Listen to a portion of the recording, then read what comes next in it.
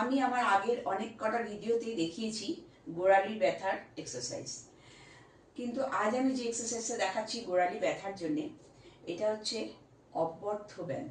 মানে এই এক্সারসাইজটা যদি তোমরা রোজ করতে পারো, এত উপকার পাবে যে তোমরা ধারণা করতে পারবে না। কোনো এক্সারসাইজ দরকার নেই, শুধু এই একটাই এক্সারসাইজ করবে, দেখবে গোড়ালিতে কোনো ব্যথাই থাকবে না, আস্তে আস্তে পুরো ব্যথাটা চলে যাবে।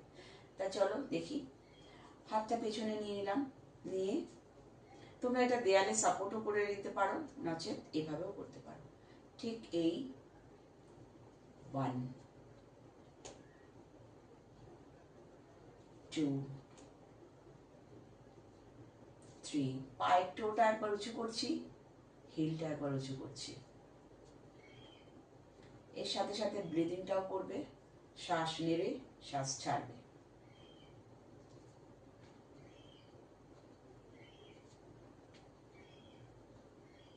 প্রথমে 20 করবে, আবার স্টপ রেস্ট করে আবার 20 করবে। এভাবে করতে থাকো ডেইলি ডেইলি, যখন সুযোগ পাবে তখনই করবে। অনেক উপকার পাবে, গোড়ালিতে কোনো ব্যথাই থাকবে না।